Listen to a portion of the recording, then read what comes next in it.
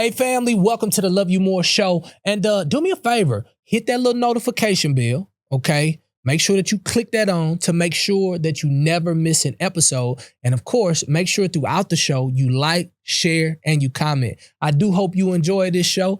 And I'm looking forward to it. It's coming up next. Flat out. Well, today, big day.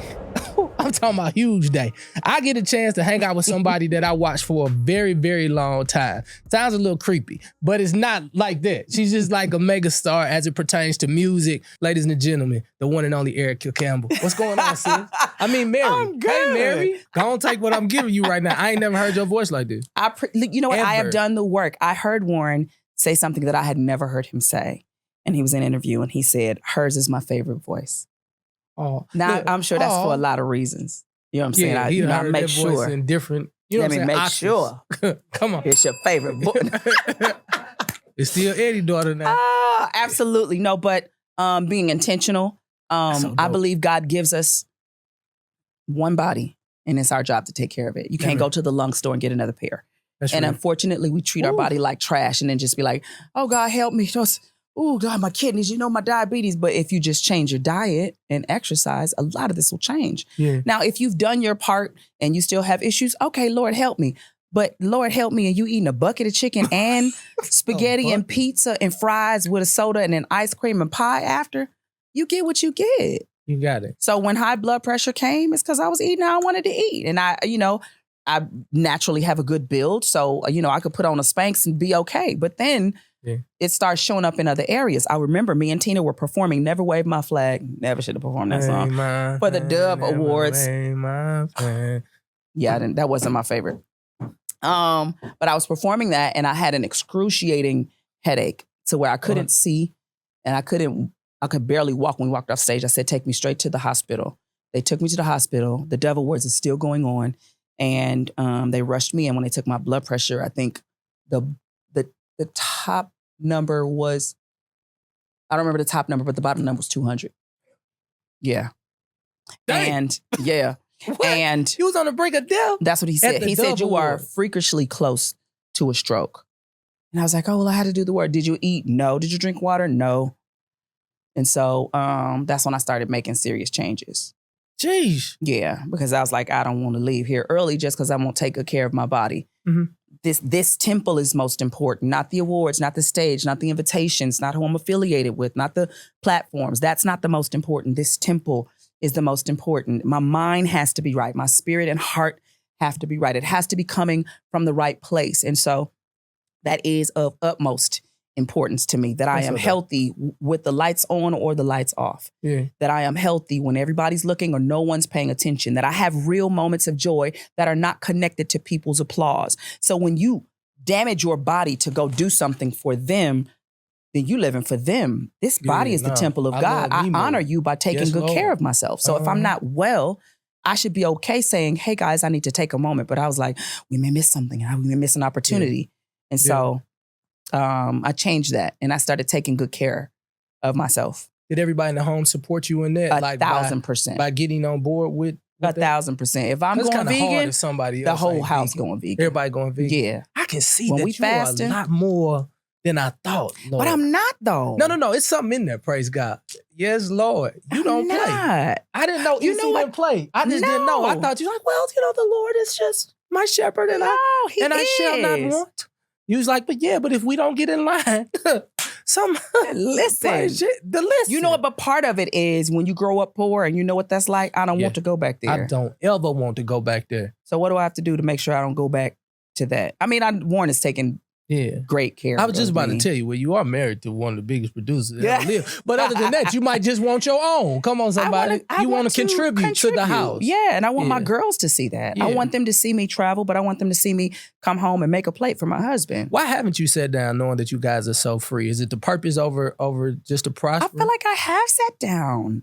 Nah, friend. I have. You remember I told you backstage one time, I said, you are the only person I know who worked way harder than I work.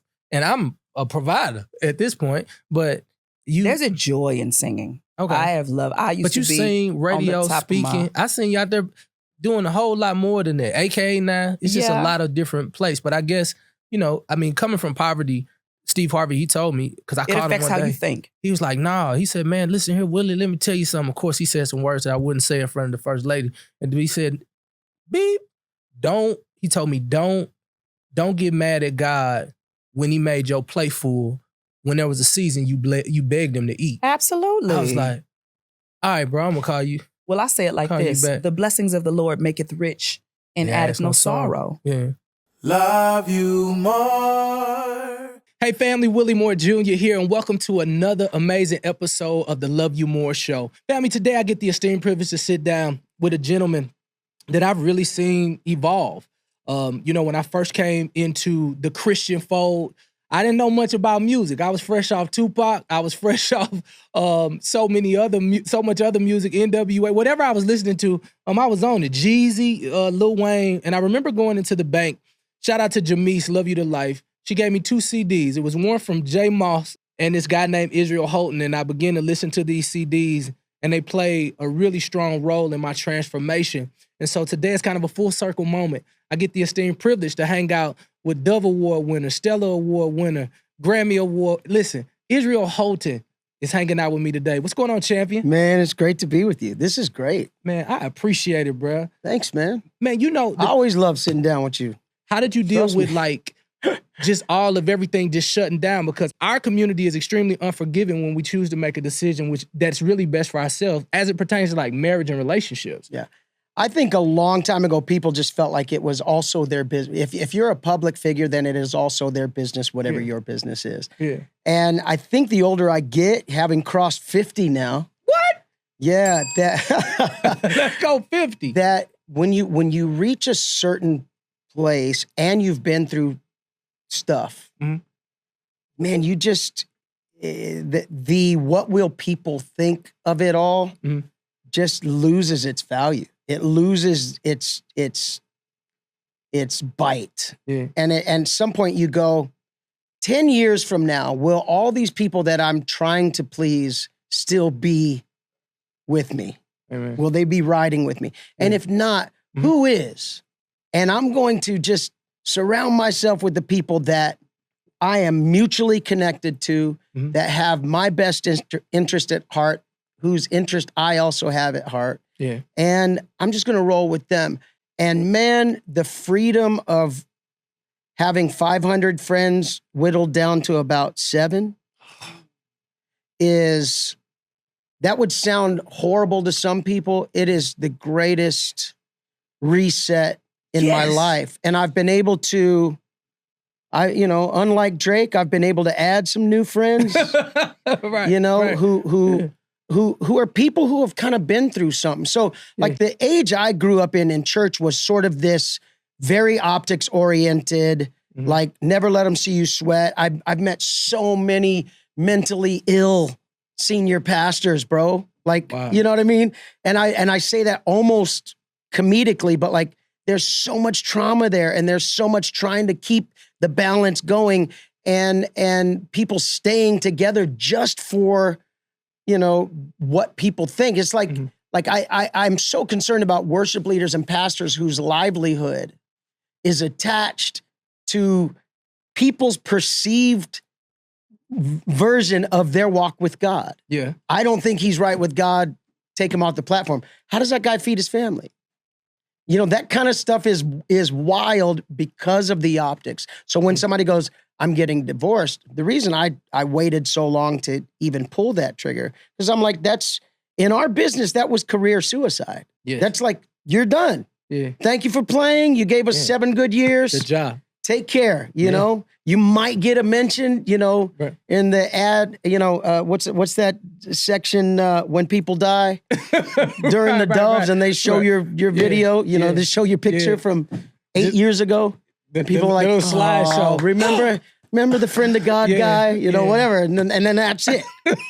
So it's Wait, like, I don't want that to be, Remember the friend of God guy.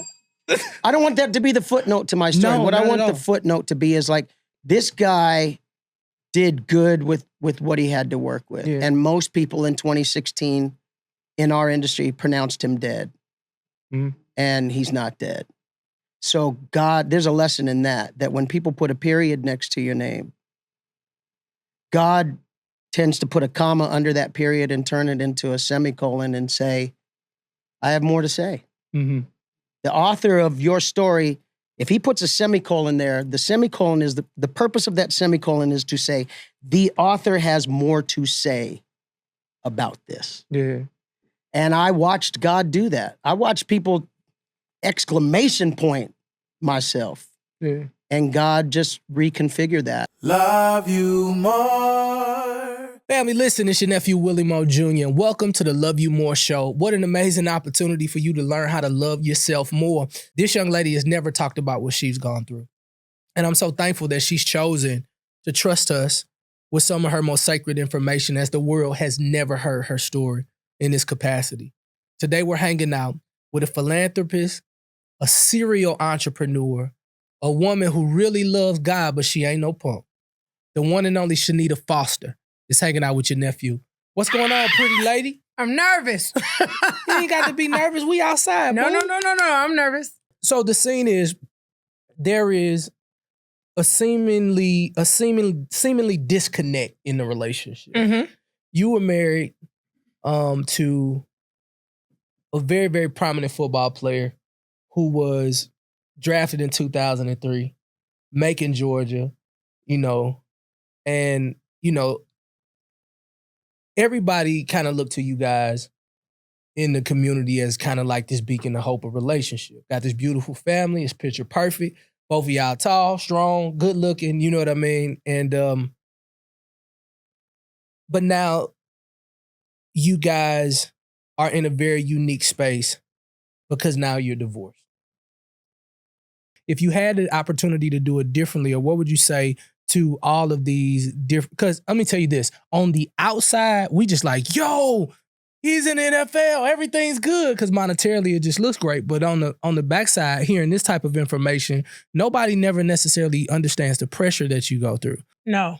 Okay. Everything would have been different. There would have been strong marriage counseling. Gotta have that. Gotta do that. Gotta do that. Like 1,000%. Not start, stop, quit. I don't need it. That's number one. Therapy. I would never go into another relationship, be married. Like, people have to heal. Like, we asking the wrong questions when we dating people. Stop asking people what their credit score is, okay? Yeah, Stop trying to figure, how much money you make for a living. Like, what's your childhood traumas? Yeah. Where your mama at? Where your daddy at? Yeah. Did they stay together? How is your relationship with, like, those things were missed. And that's another story for a whole nother day when we talk about in-law outlaws. Let me tell you something. In-law outlaw. How were you raised, though? Were you raised with mother and father? Sort of. My mother remarried. So I had a stable enough household where I had examples of what I wanted to be and what I didn't want to be. And being married forever was the example that I really wanted to go after. But the therapy, the marriage counseling, the date night, like, I would never take that away. I would find a way to put my relationship first. There are so many other things that came before our actual marriage and relationship. First, it was football. And then when I went into my transition, me growing into the person that I was superseded everything. Right. So that was important. So yeah, there's a lot of things I would do differently. So you grew up with mom and she remarried. Where was biological dad in that equation? Ooh, my biological father, my biological siblings will get upset with this, is an addict. Still is to this day, I believe. I just spoke to the man about 2-3 weeks ago. You couldn't convince me that this man is not on drugs. But hey, that's debatable to who you talk to, but that's who my biological father is. My father that raised me, I just made a birthday post about him. He turned 75. So we went to his 75th birthday. And I just remember the day that I broke his heart. I remember I went back to Michigan and I was like, hey, let's go find Earl. They call him Pee-wee, right? And so whenever I would want to go find him, because I've had bats in my life where I'm like, I want to go find him. I want to see him. I want to touch him. I want to feel him. And I said this to my dad. This is my dad who raised me, who taught me everything I know, the strength, how to fight. This is my dad. And I said that to him, not realizing the impact. And I just remember he was driving me around, kept hopping out in the hood. Y'all seen Pee-wee? And it's so funny. Every time I do this, every time I hop out and say, y'all see, they be like, you the police. I be like, I'm not the police. Like every single time. It's like a running joke. You the police. And they're like, you the police. And so I would hop in and out. And finally, I would always find somebody say, go down the street, tell this person, tell that person. I found them. And, you know, when I found them, I remember jumping out the car. I looked at my dad. I said, you getting out the car? He's like, no, I'm good. So I jumped out the car. Wouldn't have a conversation with people. It just always end up bad. We always end up arguing some way, somehow. I'm like, sir, what do you mean? Like, you're just annoying. Like, even when George came to the Lions, he was so excited. He went to go find my biological father and was like, look, it's her birthday. I'm going to come back on this day. I'm going to get you a shower. I'm going to buy you a suit. I'm going to get you some shoes. I'm going to get you a haircut. He had a surprise birthday party for me, and that man broke his heart. He didn't show up. Couldn't find him that day on my birthday. And so I had this conversation with my biological dad, and I remember I got in the car with my dad, and he took me back to the hotel because I was speaking in Detroit, and we stood in front of the car, and I have the picture. I remember we took the picture, and he said, this is the only time I'm going to say this to you. Number one, don't ever ask me to go with you to look for this man again. But here's the bigger story. Stop looking for what don't want you, what you don't need, and what you already have. And that changed my life. I was like, I don't need that, man. I'm cool. I'm good. Yeah. So, yeah. You know, I'm glad you shared that because, you know, there's so many people out there looking for something and they see my story because I was adopted. I never met anybody in my biological family until 2020. And, you know, it's polar opposite. Now, when I seen my mama, and she know it, mama, you know I told you this. When I seen her address, I was like, ooh, my mama finna be on drugs. And like, you know what I'm saying? I was like, oh, she on drugs. I was a baby who was, you know what I'm saying? But, you know, it ended up, she just owned some real estate and it was just a specific area. And that used to be a good area when she bought the real estate. And we ended up having this very beautiful Cinderella story. But then there's also stories where, you know, people do have habits and people, you know, it's just not a beautiful story, but still created a beautiful person. And I do appreciate that. You know, I want to kind of transition just a little bit now that I kind of understand who you are, backstory, et cetera, et cetera. Thank you for sharing and thank you for feeling safe enough to share, you know. So now you get in the marriage, you've seen a healthy relationship with mom and dad. You still have this little picture in the back of your head of what Earl Pee Wee looked like.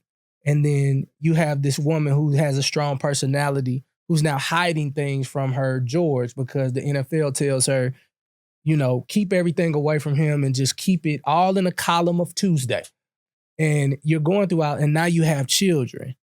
Is everybody on one accord on what they're supposed to keep away from dad? Or are you just carrying all of this on your shoulders for all of these years? I just still think like, again, maybe he'll see it different. I just remember when I had Jada, like he came to the hospital, they had practice. It was like, push the baby out, go on. She was born during training camp. He was out of there. Like it wasn't like, oh, you're not going to stay with me. Oh, you don't want to hold your new baby. Oh, like I think, I don't know, like my daughter Jada, until she was of a significant age and he was retired from football, never had her dad on her birthday. She's a training camp baby. It's almost like impossible. You know what I mean? Depending on what city and what team, yeah, maybe it was kind of like a flyby. But I'm talking about actual birthday. Not that it matters, but I'm just saying there's certain things that I just feel like he didn't have to do and I made it okay. Is that the price of the job though? Like, is that the price you pay for the type of lifestyle that's created because of the job? Because I know it's like this, it's this really weird, tough tug of war because it's like, well, in order for us to, I know how men think because I'm a man's man. I believe if God made anything better than a woman, he kept it for himself. You hear me? But I know how we think. Like if we're creating this lifestyle that is so much better than anything that we have ever seen. I remember talking to my former wife and I just said, it was so much like, well, you can't come to this and you can't come to that. I finally said, let's just, who in our family live like the way we live? And let me tell you something. If you find, no tears, if you find the right person and the right love, all that wouldn't matter. Yeah. It's time. So it's other things that could have been done on the back end. Yeah, you would trade in all the money for your person. You would trade in that's what she said. All the love for your person. You would trade in all the them showing up at certain moments that are pivoted and important. People tend to think I'm joking when I say everybody is not money led. Everybody is not money driven. And people say, oh, if you say that, that's a lie. You know, that's not true. Love you more. Hey family, Willie Moore Jr. here. Listen, welcome to the Love You More show. Excited about this beautiful opportunity. Listen, I want to just show major love to my Patreon family. Come on, somebody. Listen, it's small beginnings, but we growing every single day. Here's the thing. If you want the opportunity to hang out with your nephew in a more intimate fashion where we really talk Love You More series, Love You More podcast, I'm always adding some inspiring content to my Patreon community. I guarantee I'm going to add a lot more value to you. Family, today I'm sitting down with a man that I have literally called on so many times, and he's never let me down. I remember being in a real dark spot. I ain't gonna get deep because he gonna definitely blast that out the water. But I was in a real dark place, and he came out and we got a chance to talk. And right when I was about to leave, he said, remember, I love you. And there's absolutely nothing you can do about it. And at that time, I was in such a dark place. On the inside, I was like, oh my God, somebody loves me. And I was so grateful for him. Has always just been a person who's always gonna show up. The legendary comedian himself, the one and only George Wallace, is here with me. What's going on, champion? Well, right now I can't talk because just listening to you, and I know America's like that. People are watching right now. Just listening to you, you could just go on and on and on. You're such a fresh breath, and it's just so cool to hear you talk. And you bring joy and happiness. Just people, I'm watching you right now. I'm amazed. You know, I see big shot people every day. I see way bigger than you. But let me tell you something. Here we go. But let me tell you something. It's such a joy. Hit the bell again, because you know. And then when I said that, I lied too. I'm the biggest liar in the world. I love lying. I love you. And there's absolutely nothing you do. But no, George really, Wallace, I don't know how to explain this to you. What? We love you. You can't be a Christian and say, I swear, right? I mean, you can if you want to. They say worse things in the comments sometimes. Hell, you grown, I'm grown too. Yeah, they cuss.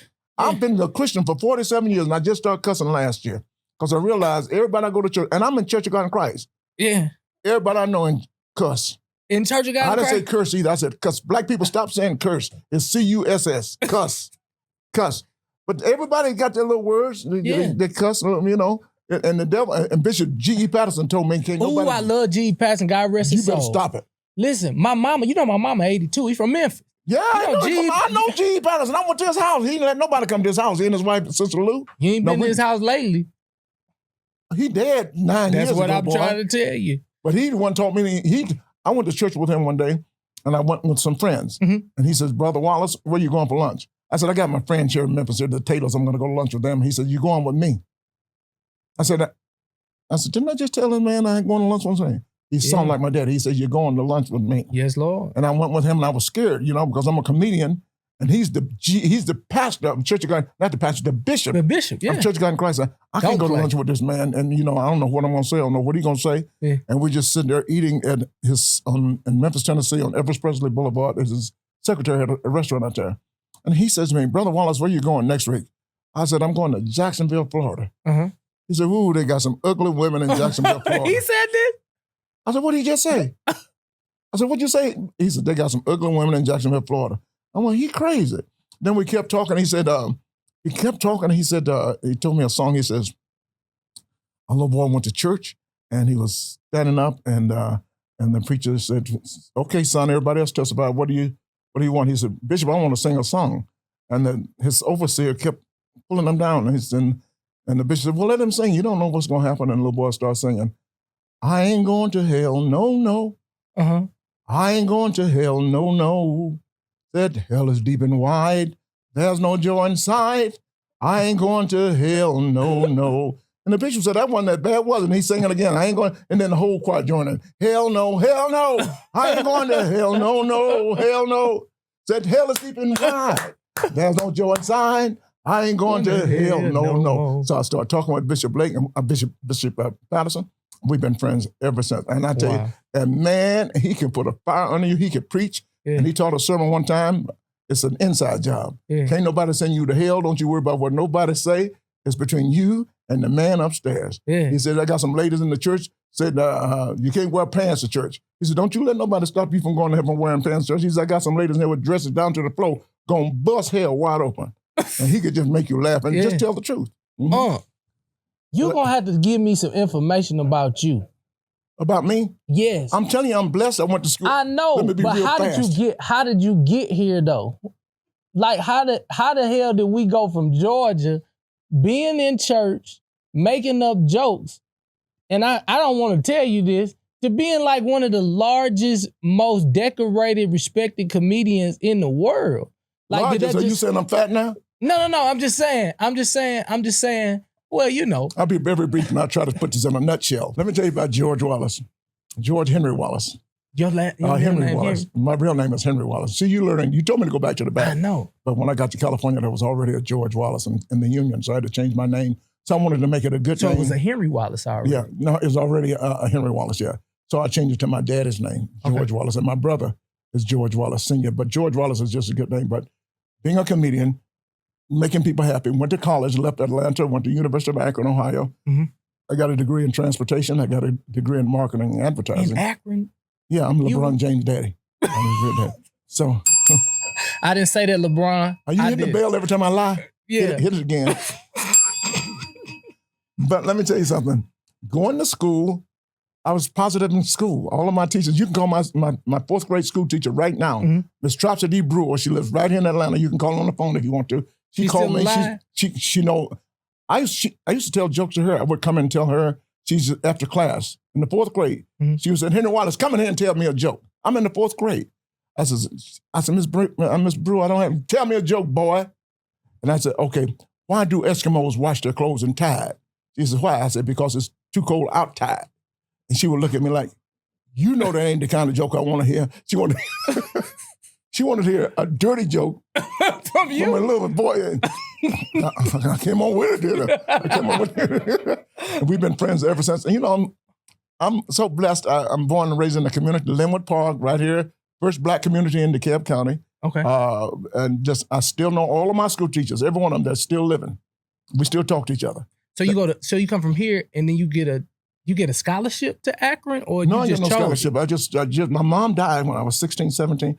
And then I said, let me go up to Akron, Ohio, stay with my sister up there. Went up there and got a good job. I was blessed to get a good job at Firestone Tire and Rubber Company, making $1.47 an hour. I had a car. I had suit every day, clean. I don't know what happened at $1.47 an hour, but I made it. That's what you call being blessed. Before all of that happened, when my mom left the house at 16, she said, baby, I'm going to the hospital and I won't be back. She said, but don't you worry about a thing. Your life has already been taken care of. I'll never forget that. And sure enough, nobody has ever been more blessed than me. I've been everywhere. I've seen everything. I know I have had more. How does Katie Bowles said, I had more yesterdays than I do tomorrows. I love that phrase. I'm so blessed. I've done, like I said, I've been with Muhammad Ali. I've been with 4 or 5 presidents of the United States on Oprah, been everywhere, done everything. Love you more. It is truly an honor. Traditionally, I get an opportunity to speak to people that I don't necessarily know, but I often get an opportunity to hang out with people that I actually do. You know, we got a chance to deep dive into this Father's Day album. I remember the day you called me to come to the studio to listen to the album, to see some of the footage of what happened to you.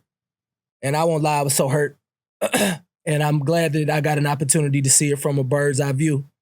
What is Kirk doing now to make sure that he loves himself more in the midst of one of the most traumatic things that he's ever had to experience in his life?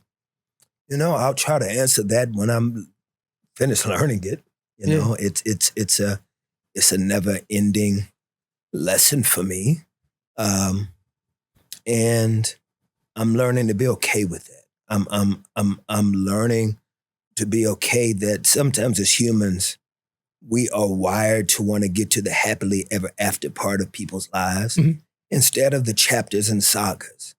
And I'm okay with not feeling the need to be rushed into the end of the book for other people. I'm okay with that. I'm okay that I'm in a journey and that it's almost like the writings in the canon of scripture You know, we hear these stories of Moses and Abraham and David, but we're not reading them in this linear space. We're reading them in these isolated moments. Mhm. So like we don't know how long he was hanging out with Bathsheba.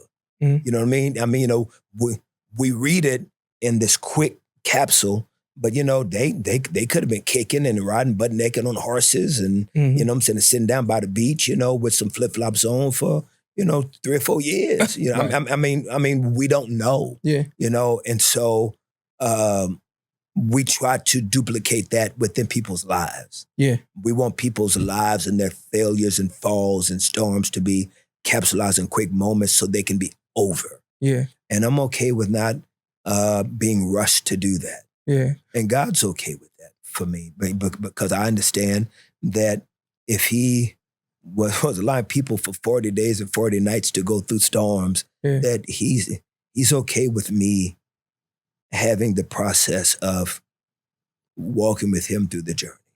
Have you forgiven your mother for making the mistake of choosing the wrong one? You know, I think that forgiveness is free, but trust is earned. Yeah. And forgiveness is also a little bit more, it's a little more palatable when there's an acknowledgement. So she hasn't acknowledged what's happened. You know, but at the same time, I still have the responsibility of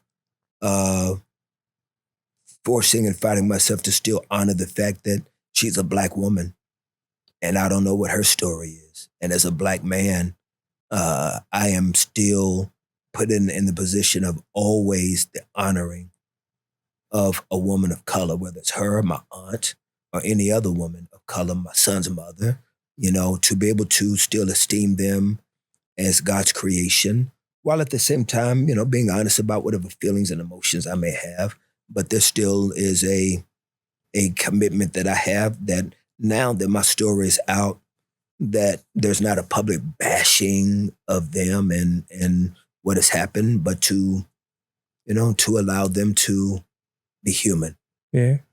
Have you taken the time to get to know the father you now know to be your biological father? In a process of ways, it's something that I have the moments of doing this, have the moments of doing that, have the moments of doing that. And again, I've got to be okay with that too. I mean, there's no blueprint to any of this. Yeah. You know, you know, one thing that I have always been encouraged about is God's experience with David, right? David was happy one day, sad one day. He was on it one day. He was bipolar the next day. But God still gives him this incredible title of being a man after his heart. Yeah. And so that's encouraging. Yeah. That's encouraging. It's because American Christian culture wants you to be good quickly. Yeah. They don't want you to be broken for a minute. Yeah.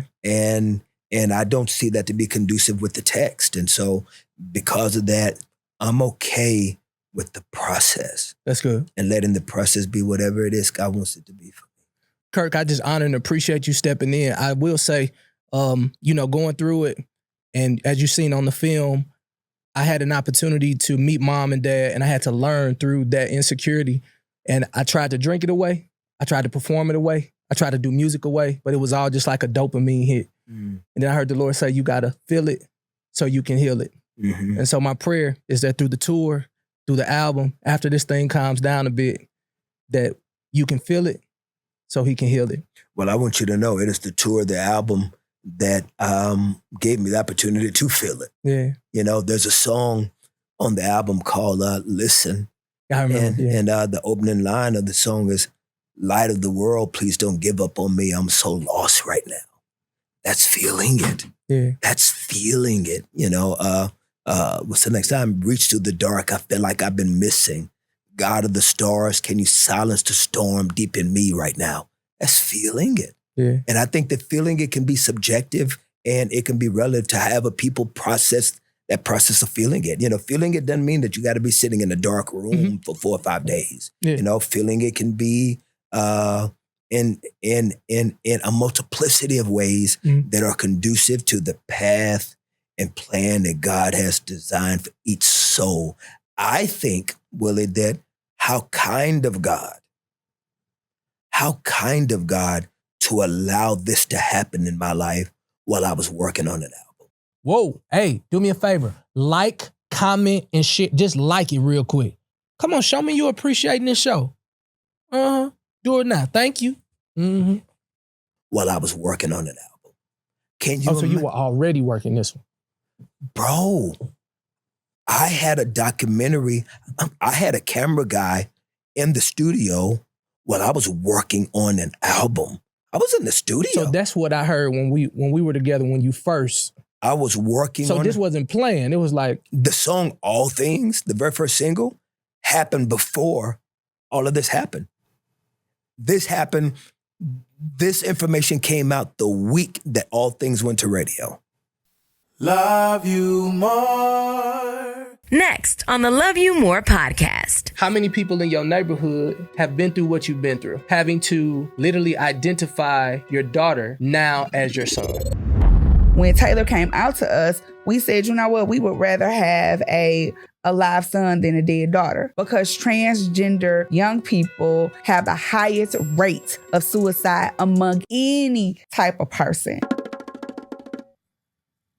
And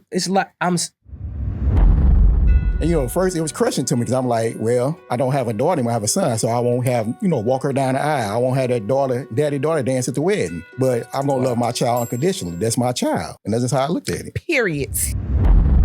Well, why didn't you do what most Christian people do? Come on, she-TTP and touch their stomach. What I knew in my heart is that I needed to surround him with a bunch of love. I'm not asking you for your agreeance once again. I'm asking you for your respect.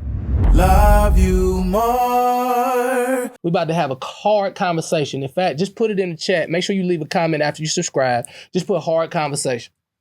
And here's the thing. The conversation isn't really as hard as it has to be. To all my super duper pseudo sophisticated kingdom people, I love you. I'll be honest. I am not changing what the word of God says. I am not attempting to shift anybody's trajectory biblically. What I'm attempting to do today is to give you an option of thought. An option of thought. Put that in the chat for me. Good. So today I'm hanging out with my chief of staff and her husband. And this is how the conversation came about. I'm in St. Louis. Shout out to the STL. Throw that L up. I'm in St. Louis and I end up going to her birthday party. And I'm sitting there and we had a good time. We just having some cocktails and just really enjoying ourselves and just, they got a pool, and black people in St. Louis don't really have pools like that. Okay. Let me just be honest with you. It's only a handful of my friends in St. Louis. I think Mike Roberts got a pool. Alice got a pool. And I think Charles them got a pool, but it's like above ground. So it don't really count as a pool at all. It just it's like a lake pool or whatever. One of them General Dollar pools, but it's just bigger. Hopefully you don't get mad at that. He bigger than me, but he can't whoop me. Okay, let's get that out the way. So we're sitting around the pool and we're having a good time. And I don't even know how we get on the subject, but we begin to talk about transgender. And immediately I'm just like, don't really know much about it. I hear it in the news. I guess I subconsciously had some feelings about it. I know I was a strong advocate of not changing the bathrooms, but I never really got into it. I was just like, God is going to heal. That's always been my positive message as it pertains to anything. God will heal. God will reveal. God will. And I just always put God in it. And I believe that God is still going to do whatever he chooses to do. However, I was enlightened and I was giving the option of thought. So today we're going to talk to a couple, an African-American couple. Here's the thing. I want to just kind of preface this too. Let's go and put this out here. There are different types of black folk. Katie, ain't it? Different type of black folk? Yep. You got the Yale type of black folks that go to Princeton, and I ain't got no problem with that because I was adopted. I found my biological family, and some of our family members graduated from Princeton and Yale. Okay, let's just go and put that out there. Shout out to all of them. Dr. Ian Smith, dear friend of mine, I think he went to Princeton. That's my brothers who I go see in Chicago. But it's a different pedigree of African-American people. Let's just get that out the way. These is catfish fried hard black people. Yes, Lord. If you don't like your catfish fried hard, you not real. Like I'm catfish fried hard black people. And these are catfish around all the black people, right? And the thing is, they literally had to come to grips that the daughter that they had was now the son they had to accept. I'm hanging out with my sister and my brother, Alice Prince, Carlton Prince. What's going on, champions? Nothing much. Thank you for having us. Can you kind of walk me through, and I don't want to like speed through this conversation. I know we got times and all that other stuff, but I know that there's a parent right now who has said, you can't come back to your house or you're not invited for the Christmas dinner. Like, you know, it's a person right now who's transgender and now no church, no nothing, because they understand what happens when you were christened and baptized as Taylor the girl, but you come back as Taylor the man. So I really want to walk through this thing. Carlton, how did you find out because you a man's man. I'm talking about trucks. Don't play, you know what I'm saying? Don't play about your sons. I see how you love your sons.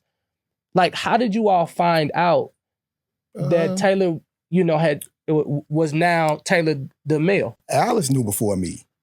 So Alice came and told me, and I'm like, you know, I'm like, typical, I'm like, okay, whatever.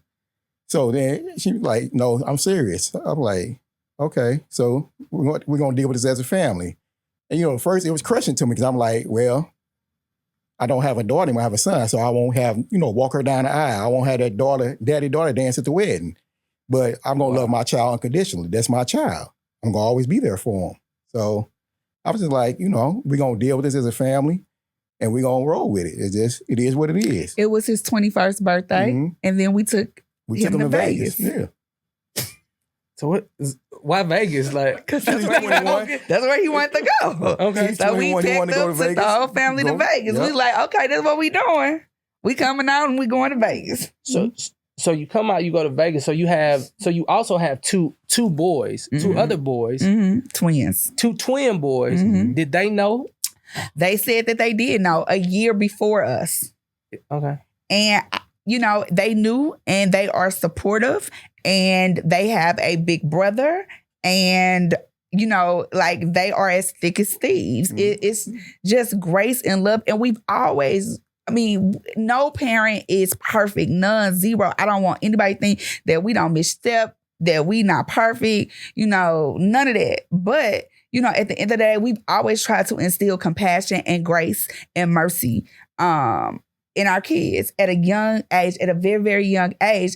And so my guess is that God was in that thing when Taylor came out to her younger brothers. Yeah. And my guess is that God was with me and allows me to journey through this, you know, being a mother of three boys, being a strong mother of three boys and raising them the best that I can, allowing them to be the best humans that, you know, that this world has to offer. That's what matters to me, you know. And I think they actually became closer when Taylor came out. Also, like the twin boys different. Now with Taylor. Yeah, they actually became much closer. And they look like triplets. Yeah, people think they're triplets all the time. People think they're triplets. I wasn't going to tell you the night I was over there, but I ain't going to lie, because you had posted that on social media. So you posted Taylor on social media. Graduating. From college. So here's my thing. I was like, because you're a genius and he has a level of genius. I was like, just a level. Listen, listen, we already know you're a genius. Me and Carlton, you know what I'm saying, from the Cleveland, I'm from Berkeley. We trying, okay? We just get around you, let it rub off on us a little bit. But guess what? You're going to keep us out of trouble. It's all good. But no, I want to be honest with you. I just thought one of the boys had just graduated. You know what I'm saying? And here's the thing. It's still a learning curve because I honor and respect that Taylor is one of the boys. This is a learning curve for me, right? It is. So I never even looked at it or even thought about it. I want to go back to this thing that Carlton said because I don't want to skate over it.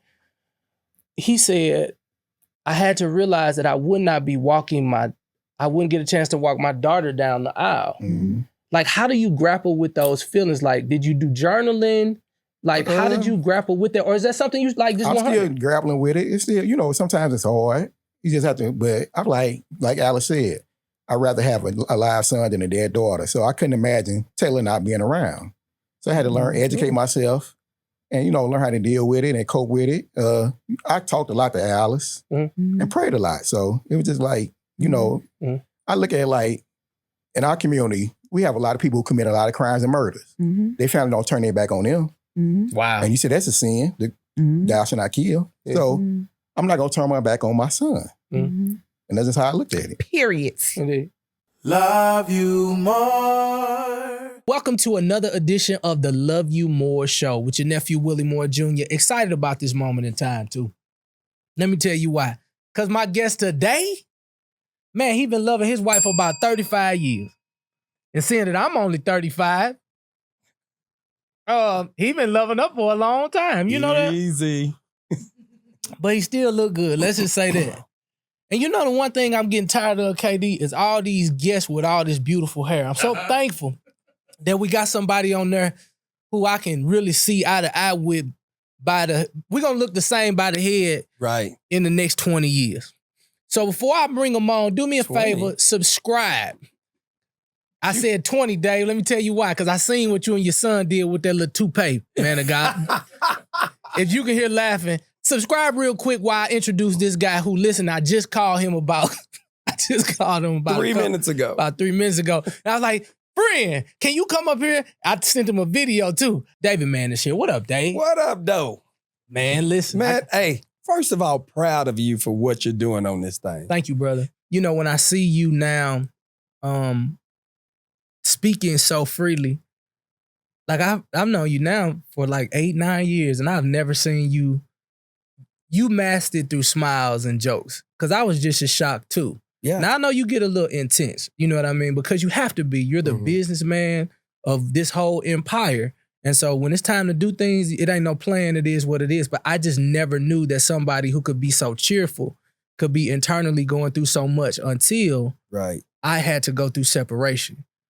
And I had played it so good and smiled so big that I had mastered the art of really hiding and masking the pain. Yeah. And when I realized that nobody would ever know until I communicated, I was a little scared because I wanted to save face. I wanted to, I was so removed from the life that I used to live. And I was like, well, now I have a little platform now, and I don't want anybody to think any different. And I remember the Lord telling me, I love all layers of you, and I love this version too. And if you care about how much they care about, like, all of the stuff that you're doing, like, you're going to care a lot about when they don't care about all that stuff that you're doing. And that's when I decided to just lock in with Jesus and then lock in on a different level. Like, I'm so free now. Right. Like, the freedom just comes out. And what I'm seeing that what God is birthing through you, it's like total freedom. Just freedom to just even just talk about it. Yeah. Because the stigma that we place on, like Superman, man up. Even from when we were little boys. Stop crying. You learn that with a broke arm. Stop crying like a little punk. I'm being a punk now. But I'm gonna get up. And you playing the whole football game, arm just dangling, because you don't want to cry and disappoint anybody. Yeah. I have no problem crying. Yeah. That's a relief valve. Like, you'd be surprised how many men have never seen their fathers cry. You'd be surprised how many kids have never seen their fathers cry. And so you take that. And I shared with some gentlemen a couple weeks ago, that's why we died 40, 50 years old. Because we got all that stuff bottled in us, and I can't let nobody know, and and you dying. Yeah. And we're just literally dying. Who did you see as a man that you looked up to? Did you grow up with your father? Did you have a father figure? I did. I heard you talking about your father's situation. Yeah. As a little boy, I knew who my father was. I seen him, every once in a while. We lived in Fort Worth, and he lived in Lubbock, which is probably about 5 hours away. Texas Tech. Yeah. So I would see him every blue moon, from afar. We had never had a conversation ever in my life. There was this one instance where he finally, hey, I'm going to bring you a bike for Christmas. And that kid, you sitting in the window waiting for your dad to bring the bike, and he never came. He never came. Literally never came. And so fast forward, I'm 48 years old, And I say, well, we'll sit down and have a conversation with you. And it's like, okay. So I asked him, tell me why not be there? He was like, well, I just didn't know how to be a father at that time. I get that. He was young. And 6 months later, after us having our first full-length conversation, now keep in mind the bike story. Keep in mind, I just wanted a bike. That's all I ever asked him for. 6 months later, he's in the hospital dying. And I walk in the room, my sister and I walk in the room, and he starts like moving. They say he hadn't responded in days, and he started moving. And I didn't know, some say he was trying to say he was sorry. He passed away. They don't have money for the funeral. In my mind, they need some money for the funeral. That ain't my business. Your words that you speak into your family, I say they came back to haunt me, but they came back to bless me because I had always talked to my family about grace. Have grace, mercy, grace. Say, Daddy, you would do that for anybody. Think about the people that you've given money for funerals to. So I went to the funeral, not so I could be like, oh, Daddy, I love you. I went, like the Bible said, I went to honor him. I went there to honor him. And I did give.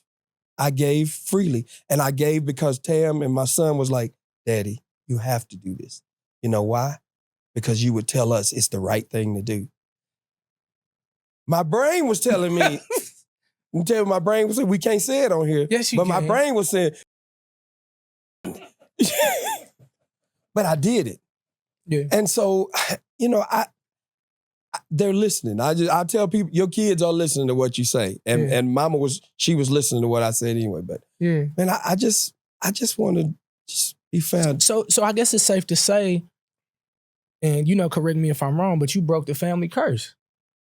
You broke it. I guess. I wanted what I never had. Yeah. I wanted what I never had.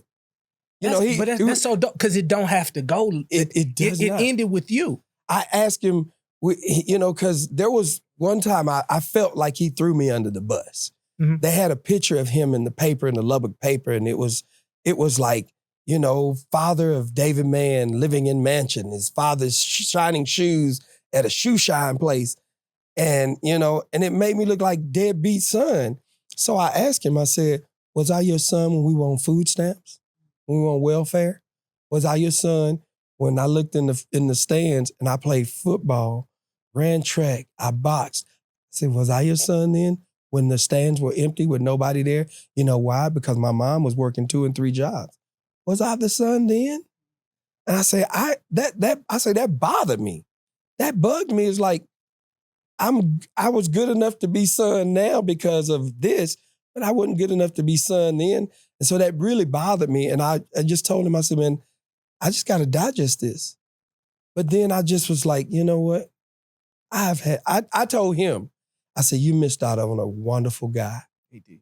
I said, I'm not tooting my own horn. You missed out on a wonderful, incredible guy. Yeah. I say, because I could have showed you love like you've never seen before, brother. Yeah. He missed that. My bad. I wasn't supposed to say all of that. David, man, y'all make some noise for him. Man.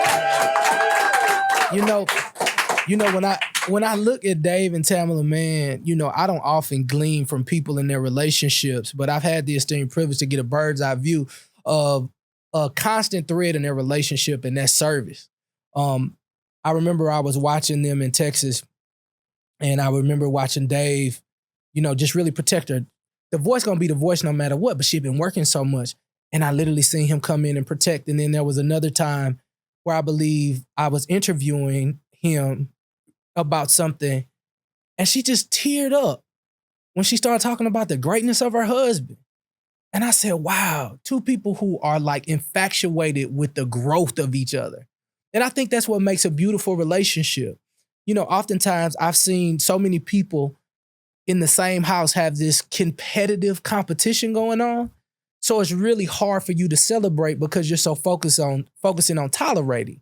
Like, I can tolerate your gift and I can tolerate your goals, but I just wonder if you could switch your heart posture to, begin to celebrate, I wonder how far you could actually go.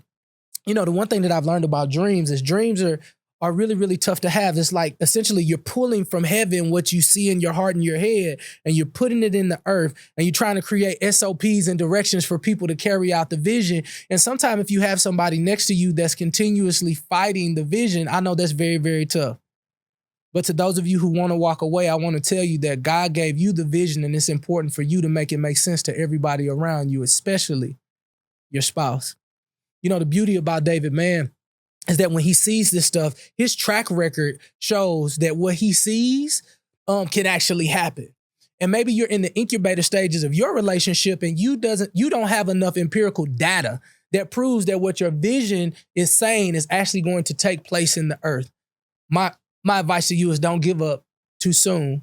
You want to be able to look back and say, you remember when I said God said this and then this happened. You remember when I said, and that God said, and then this happened. But if you're in the beginning stages and it's a tug of war, everybody's afraid, including you, because you don't know how this thing is going to work out.